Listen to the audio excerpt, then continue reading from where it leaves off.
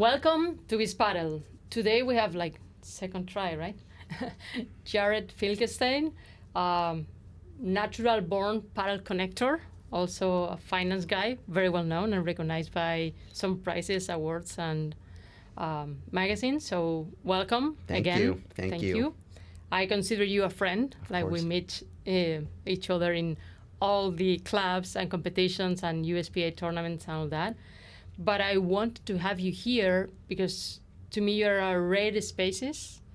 It's also a person that is helping a lot of people on board discover, and somehow you are evangelizing about Padel. So welcome. Thank you. First thing I would like to ask you is, how was your Padel journey? How did you discover Padel? Yeah, for sure. And so my journey started 3.5 years ago. Okay. And so I lived in New York City for 15 years, and at that point never heard of Padel before, right? This was pre-Padel House, this was pre-reserve, and COVID hit and decided to move to Miami. Okay. And when I first came down, people were talking about the sport, but I started playing tennis again. Okay. Hadn't played tennis since high school, but the idea of being able to play competitive sports again was intriguing to me. And so played in a USPA tennis league for 6 months. Okay. And then finally a friend dragged me onto a paddle court. He's like, you have to try it. Okay. And played at Wynwood, and the first time I stepped on the court, the first time I hit a ball, felt something in my soul. Okay. And knew this was different. And I was sold immediately. Wow. And how did you start also meeting people and creating your own group to start playing? Yeah, and I think that's the toughest part, right? Especially back then, right? So we're now in January of 2021. And so right at that point, there was Wynwood, Real, and Paddle Life. Those were the only 3 clubs we had here.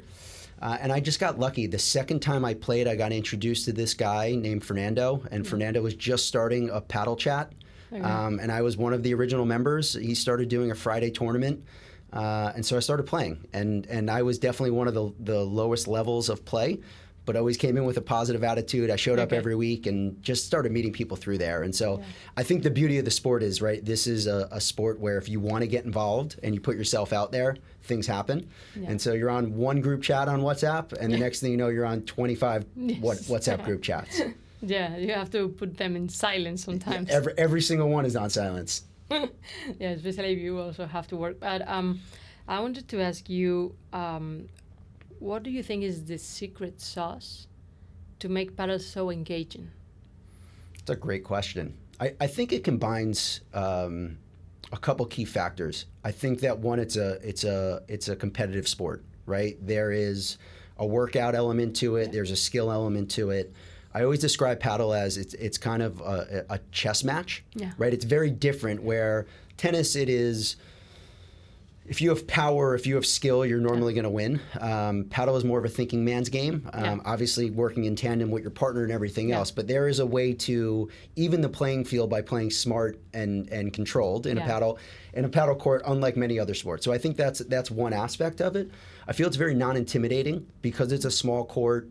That people for their first time can come on and immediately enjoy it. Yes. Where again, for a tennis court, you try to go play for your first time, balls are flying all over the place. You're kind of picking up balls more than you're actually playing. Where on a paddle court, you can kind of enjoy it from the start. And then I think it's a community aspect, right? Especially here in Miami, and I know around the country, most games aren't a single game. It's normally a tournament of some sort. So it's not, I'm going to play with 3 other players. I'm normally playing with 12, 16, 24 other people. Yeah. And community's built that way. Yeah. And I feel like that is the most engaging part of the sport, for sure. Totally. So you were talking about competition, right? So we have those one-set tournaments that are super fun, and you move and change partners, and that builds community. And also we have some different ones that are let's say Florida-based, but also USA. So there's Red Padel and USPA. I think it's important to explain what they are and how it works, because sometimes people don't sign up because they don't understand the system, or they think they have to travel all over the country. For sure. Or they just can't do. So as you do all of them, can you explain a little bit what are the benefits and how did you get started on that? What would you recommend to someone that For is sure. not to feel challenged, but to feel welcome into Yeah, competition? For sure. I don't travel to all of them anymore, as we were saying before we started it. You know, one of the things that's happened is there's now so many clubs around the country, and there are so many tournaments being hosted that it's almost every week there's a big tournament somewhere. And so now it's at the point where you have to pick and choose because as you said, I have a real job and a separate life from Padel, and the idea of getting on a plane every week to go play in a tournament is just not a possibility anymore. I think the beauty of tournament play is, you know, in every tournament there's different levels. And so for me personally, I started playing in Division III in men's and have worked my way up to playing Division II. But for a long period of time, I was playing Division III. In some tournaments, there's even Division IV. And so the nice part about it is there is a place for everyone to start. The reality is tournament play is very different than your local game. There is an intensity difference. There is an environment difference. And so for someone that is looking for that added level of competition, it's an incredible place to spend a weekend. In terms of the different offerings, right? And so Red Padel and the USPA have been kind of the two players in the space for the last couple of years. Recently, they have joined forces.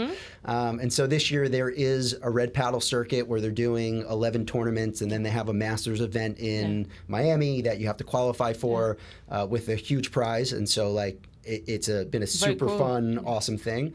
And they did it well where there were tournaments all over the country. So there were tournaments in the Northeast, in the Southeast, in the Dallas area, Nashville area, and they did the West Coast. And so it gave everyone the ability to play with not having to travel that far. And the players that want to play in more and more tournaments have the ability to travel if they want to. And then from a USPA perspective, we have different levels of tournaments. So it starts at 100, a 250, a 500, 1,000, a major, and then we had the first ever U.S. Open. And so the different levels are based upon if you care about your rankings, because just like every other sport, there has to be a ranking system. And so that's the official one, right? That's the official one, right? Actually, there's two official ones, because in the Red Padel, you get a Red Padel rating, which is now called World Padel rating. Yeah, they're somehow like matching. They're figuring that out, right? But I like that they're using the Red Padel technology, because just to register yourself is quicker and easier. Sure. It's like a smooth experience. For sure. And even like when you're playing in a tournament, you're able to see your draws from the start to plan around your times. The tree and the key, In the old USPA format, it was you would play a match and you have no idea when your next one is. And me being like an anal New Yorker who has to manage his eating, stretching, and resting schedule. Think any regular person you would think like so? to have that. I don't think so. Nah. But now that they have the technology around it, it's awesome. But the nice part about the hundreds, the 250s, the 500s, and the thousands, it's like the intensity of those tournaments are all different. 100's most likely going to be a very local-based tournament, right? Because people aren't going to travel to play in 100. 250, you may get some travelers. 500 and 1,000, now people are going to travel. And so, again, it just gives local communities a way to see some of the best players in the country. Because I always say, Division I, Division II, Division III, Division IV, they're 4 different sports. Right? The games are completely different. And so for, a club in the middle of the country that doesn't have access to some of the top players, if you're able to get a 500 or 1,000 and able to see Division I at a high level it's mind-blowing. It is such a beautiful sport to watch. It's like Cirque du Soleil, right? Yeah. Like, wow. It's an art. It's a dance. And so I think that really helps local communities also be able to see the best players in the country. Now your whole local club is watching them play, and it just brings excitement and joy. And again, it's inspiring. Like, this is how this sport is played. Oh, I can do this. I also wanted to ask you about your partners. Sure.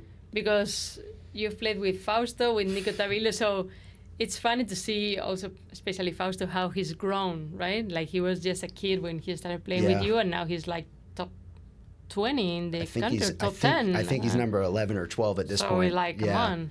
Yeah, I think in the sport, right, in terms of partners for the whole paddle community, everyone continues to evolve. And part of that is so many people are working so hard to get better. I had a conversation yesterday at Ultra with a couple guys, and they were playing with a friend they haven't played it in a year. Okay. And a year ago, they weren't on the same level. They were slightly better than this person.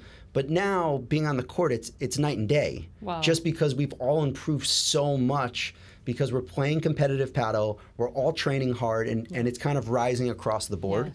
Yes. And so along with that, in terms of partners and people playing together, it's difficult to find someone that's on your wavelength that's growing with you. Yeah. And so for me personally, like, I still to this day haven't found a consistent partner. Yeah. It's continuing to move. And look, the goal is to play with someone better than you, and so you can go further. Yeah. But at the same time, I'm very conscious that, like, the person that I'm asking to play with actually wants to play with someone better than them. Okay, and so that makes sense. It's a dance of trying to find, like, the right mix, and timing works out, and every tournament is kind of different. I feel like on the highest level, there they can find real partners, right? But even there, even in high in Division I, there's a lot of turnover, and they're mixing and matching between travel schedules and everything else. And so I think it's a beautiful part of the sport that every time you're going in, you're potentially playing with someone else, and that's a different combination. And and to me, what has been super, like, rewarding is the people you meet. Like, I now have friends in New York, in Vegas, you know, like, when you go somewhere and they start texting you, and also in California. So it's like a bigger community. For sure. That makes you feel belonging. So you compete with them, but at the same time, they give you tips, or they tell you whether you come here for some days. And I think that also helps making this sport more social, but also, like, something you really enjoy, not just having the match and that's it. For sure. I joke that it's like a traveling circus at this point. Yes. In the sense of, like, you know, you're on planes, and then you're in hotels, and you're seeing these people at different paddle facilities around the country, and everyone's on different schedules. Yeah. You know, look, for me, it's been like a beautiful thing, right? Like, I had a cousin's wedding in LA, California, 2 weeks ago. And one of the coaches out there, his name's John Guerra. Okay. I've never met John, but, like, I know the name. Yeah, I've seen him on Instagram. Yeah. And so a week before my trip out there, I sent him a message on Instagram, and he set up a great match. And now all of a sudden, like, I'm on a trip playing the sport that I love, meeting new people, and getting to see a new court. And so I think that's, like, a beauty of it also is, at this point, because the community is so small, but it's still growing exponentially, we're all friends. Yes. There's no competition. I have no reason to be in competition anyway. But, like, even between club owners, there should be no competition, because we're in the first inning of something that's going to explode. And as the sport builds, everything that happens, everyone's going to benefit from that. And so I think that's the other really nice part about our community is everyone's friendly. Yeah. It's like, it's an abundance game. Like, the more, the better for everybody. Yeah. And, like, just setting the ground and build on top of that, I think that's going to be part of creating a wealthy ecosystem. For somehow. sure. Yeah. For and sure. We were talking before about brands and all that. So I wanted to ask you, how is your paddle schedule? Like, is impromptu, or you plan ahead? How does it work? Yeah, I am an anal New Yorker, and so everything is structured and planned. And so obviously there are one-off games that come in, but a normal week for me is I train on Monday. I normally train on Thursday. I play in an intense tournament at least for one of the days of the weekend. A lot of times recently it's been Saturday night. And so that's 3 kind of locked-in paddle matches or sessions a week. And then normally another match pops up, whether that be on Sunday or whether that be on a Tuesday or Wednesday night. And so somewhere around 3 to 4 times a week. And the only reason I don't play more is, look, I'm 40 years old, and paddle's a physically demanding sport, right? At the lowest end, I'm playing for an hour and a half. And sometimes you're playing for 3.5, 4 hours. And so there's only so much wear and tear I feel I can put on my body. And then tournament plays, I was just telling someone yesterday, in tournament play, you can play 4 or 5 matches in 3 days. Yes. And so then the recovery after that's pretty intense. Yeah, then Monday you're destroyed. For sure. Yes. For sure. And so, no, definitely very structured. And look, in Miami, we're spoiled. Yeah. We were talking about this beforehand also, is like more and more tournaments are popping up on a weekly basis, where Thursday night Wynwood, Friday night Padel X, Saturday night Real, Sunday night Ultra. Those are all super high-end tournaments with prize monies now at stake and really high level of competition. Yeah. And it's like, for some people, again, they may be able to play in all of them. Yeah. I basically have to pick one of them and play one of them. And that's it. Yeah, I have, like, my own views on that, because I think putting prize money at the level sometimes takes the worst part of people. Yeah. You know, like you lose a little bit of like sportsmanship, but that's like my point of view, and it's okay. And it doesn't make that inclusive. Like if you just think about the elite of the top, and we need more people like beginners, like low, intermediate, and get more people onboarded in order to play. And I think that's happening, but we're not really watching that. Yeah. So it's interesting. And I wanted to ask you, what do you do for a living in order to pay for the paddle? To pay for paddle? Yeah. Because you're super successful too in your professional life. Yeah, right? yeah. And so I have a wealth management practice, and so that means I manage money for families and individuals. Started working in that back in 2007 in New York City, and so I've been in the space for quite a long time. And I've been building my own business at Merrill Lynch for the last 10 years. Wow. And so started building it in New York City. COVID happened, and I was able to transfer myself down here. I have clients all over the country. Most of them are in the Northeast or in Florida to begin with. And so me being able to move down here, nothing had to change for sure from that. They were like winter birds somehow, right? Yeah. And so fortunate there. And look, the nice part about what I've built is there's some flexibility along with that. I always say is I'm accessible 24/7, 365 days a year. Yeah. Like I don't have, my phone's always on, I'm always accessible. But at the same time, from like a day-to-day responsibility, it provides me a little bit of flexibility, which allows me to play sometimes during the day, sometimes at night, sometimes in the morning. Yeah, but flexible somehow. Yeah. But to me, you're like a natural connector. And I feel like when someone now wants to build a paddle club, they go to you, right? Because you know about investors, how to build business and all that. So how do you feel about it? Like the amount of clubs that are growing right now? And do they come to you? Because I know you connected Guille Fixman with their now Rally. Replay, with Rally, now Replay. So how does it work? Do you see from an investment point of view more interest? So I've always stayed out of the investment side of the business, right? And so for me, like I have my business, and then I have my love of sport. And to me, I never want to mix those. Yeah. And so I don't get involved in the finance side of things. You said natural connector. That's what I do. Yeah. It's just in my heart. That's what I like to do is help people, especially things I'm passionate about. Yes. And so now Padel comes into play that has stolen my heart and gives me so much joy. And so the ability to help people and connect and add advice and give advice and just make things better for everyone is just that's what brings me joy. And so I'm definitely being reached out to often, just making introductions and facilitating, which is a really nice thing for me. Yes. Again, like I don't introduce anyone and everything. Like I have to believe in you, I have to like you, and then I'm willing to help. And it's not a service. It's, for sure. It's connections are built, not bought. And it's a passion project. Yeah. And so, look, I've definitely been able to facilitate a lot of good introductions and meaningful things, and that also means things have come back my way, right? Yeah. You like to talk about the Bullpadel thing, right? Yeah. And so, I was reached out to by Bullpadel 3 or 4 months ago and asked to be the first ambassador in the United States. And let's say Bullpadel is like the classic brand from Spain, so I think a lot of people when they get into paddle, they go to Wilson or Babolat because they are let's say the brands they know from racket sports, for sure, right? But those specific like Nox, Bullpadel, some other from Spain in general, or Siux, are brands that, or from Argentina, I mean, but the specific ones are not well known. Yeah. So Bullpadel, I play with Bullpadel, like to me is the number one in general. Yeah. And they approach you in order to have you as a U.S. ambassador. Correct. So how did you feel when you heard about it's humbling, right? It's super humbling. And look, I also don't discount of like I put in the work for that to happen, right? All of what we just talked about of making those connections and having passion for the sport and going above and beyond for people and asking nothing in return. Like I'm a believer, put good things out in the universe and things come back. And this is a situation where it came back. And so it's definitely a super cool thing for me. Yes. The way I described it to my friends was it's basically the Nike basketball of paddle, right? Because trying to understand that in the United States when my friends have no idea what Bullpadel is.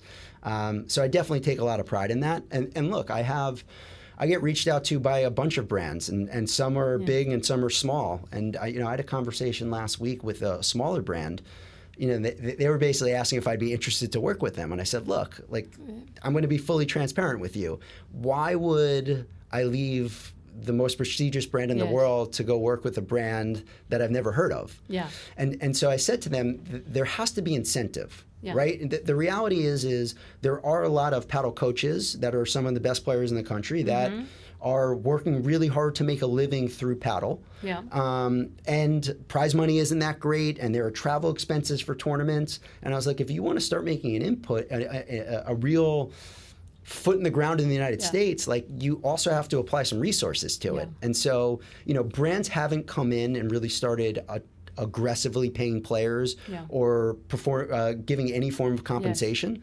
And my advice to them was, look, if you really want to be a player, like, put your money where your mouth is. Like, go make offers to top players, and we'll see where it goes. But you can't expect someone to leave a Bullpadel or a Sux or an Adidas to go to a brand that no one's ever heard of, because then you're losing the coolness factor. Right? Part of everything we do is if something's cool, you want to be a part of it. And then contagious, right? For sure. And I also said to them the same thing with clubs. It's like, look, a club only has a wall where they can sell inventory, and they only have X number of slots. And so they're going to take down a Babolat racket to put up your racket that no one's ever heard of. Like, there has to be forms of compensation, and there has to be alignment between the clubs and the brand for something to kind of take off. Yeah, and they can be like the testing rackets, or those that start or something, or the prize when you win a tournament. That's something like that. But you're talking a point that to me is very important, are the coaches, right? Because they are the reference you have. So before buying something, you ask them. So they have that trust, is the person that is teaching you and guiding you. So you pay attention to what they're using, but also maybe you shouldn't use the one they're using, but there's another one in that brand for sure that suits you. So I think that's let's say, organic way to grow a brand through building that trust. And they've done that, right? Most brands ambassadors or most brands sponsor coaches for that exact reason. And look, candidly, when I was approached by Bullpadel, I then went to go play all of the rackets, right? And at the time they had 5 different lines. The reality is I hated 4 of the rackets. I hated 4 of the rackets. Until you found the right one. And I loved one of the rackets. And so you really, whether it be a tennis racket, whether it be a golf club, whether it be a paddle racket, you actually need to go try them, hit them, and see which one feels right in your hands, because just because a pro is playing with it doesn't mean it's the right racket for you. Exactly. So do you play with Vertex or? I play with the Control. What's the name of it? Vertex Control. Vertex Control. And now they just came out with a whole new line of rackets. Yes. And the Explode. Yeah, and for me, like, I don't even want to try them. Neuron. Because I'm so happy with the racket that I'm playing with now that I got 2 more of them, and so I have 3 rackets to go through before I have to think about the next one. No, it makes sense. Like, you feel comfortable with that. Is your weapon. Every time you change, you need to adapt on that. So it doesn't make sense. There's something I hear a lot, and first time I heard it was in Mexico, that they were saying that Padel is the new golf. Okay. Right? I was like, oh, Padel is the new golf. This is interesting. So how do you feel about it? What do you think? So let me ask you back. When you say Padel's the new golf, when I hear that, I think of like an elitist, and I'm not saying that in a bad way, but a higher end type of sport. That is not cheap to play, not cheap to install, and so not for, quote unquote, everyone. I think not really. Those could be like the downsides. Okay. But they were also saying it like, if you want to do business, you should like know how to play. Yes. Right? So it was people that already played, but it was like, now this is the cool thing to do. For sure. And taking the money part of the equation, like the cost, it was more like, this is where the conversations, the networking is being done.